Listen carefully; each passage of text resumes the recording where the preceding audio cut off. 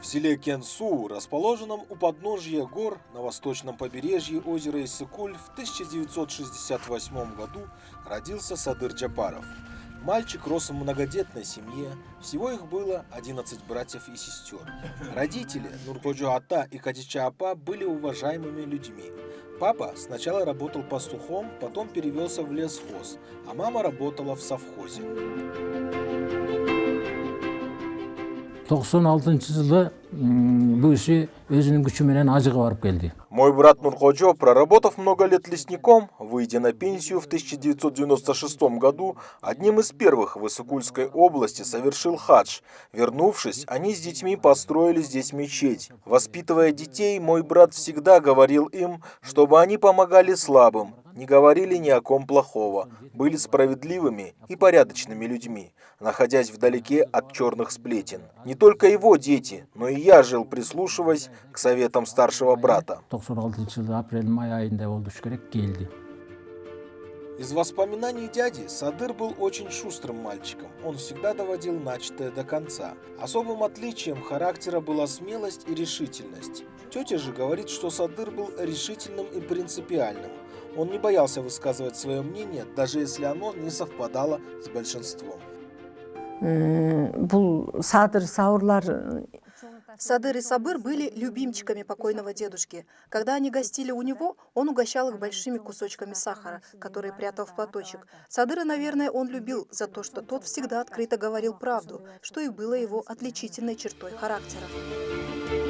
Как и большинству мальчишек его возраста, в первом классе Садыру хотелось играть со сверстниками, а не заниматься уроками.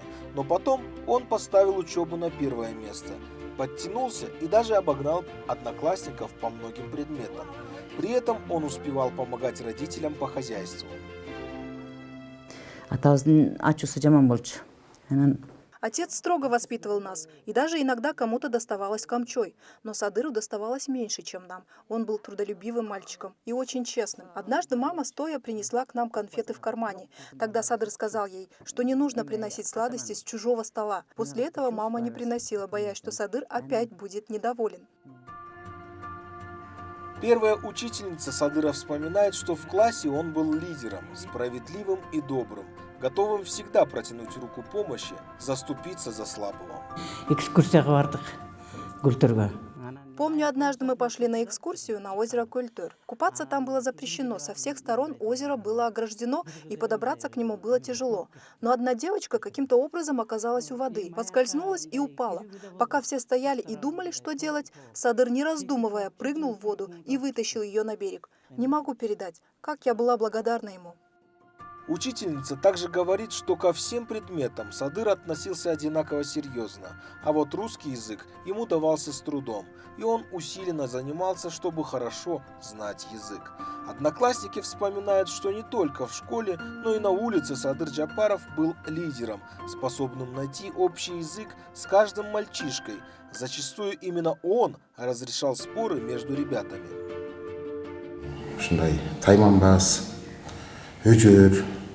В детстве мы с мальчишками иногда дрались, как это бывает, иногда улица на улицу, иногда делясь на две разные группы. Садыр мог договориться и найти общий язык с каждым из нас. Именно он всегда говорил нам: друзья, мы же все из одного села, зачем мы ругаемся и деремся друг с другом? Давайте играть все вместе, дружно.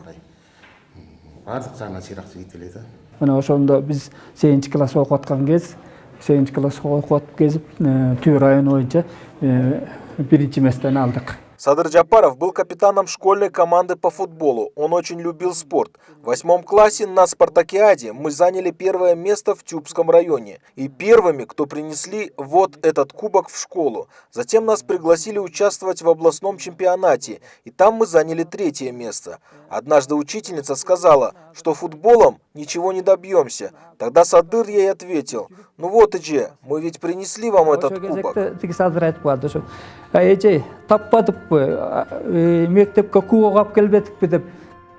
Успешно окончив среднюю школу, Садыр Джапаров поступил в Институт физической культуры и спорта города Фрунзе, ныне Бишкека.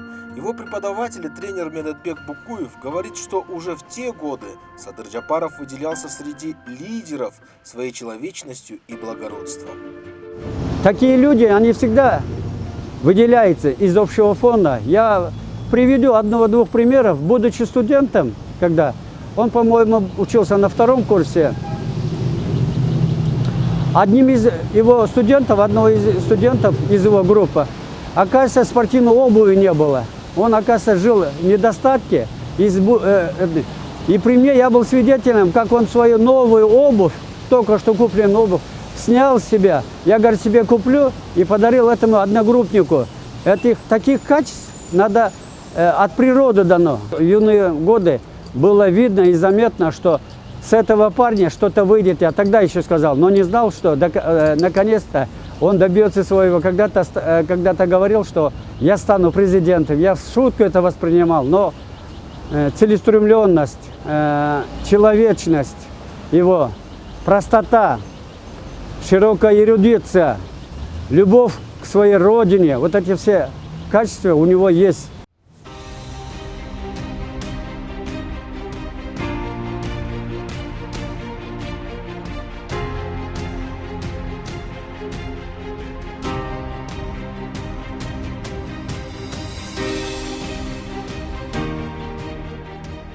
Он, безусловно, достиг бы больших успехов в спорте, однако его обучение было прервано службой в армии. На 2-м курсе он был призван в армию и проходил службу далеко от дома, в Сибирском округе. Получил звание сержанта и за отличные успехи в боевой подготовке, примерную дисциплину и безупречную службу был награжден нагрудным знаком «Отличник Советской армии».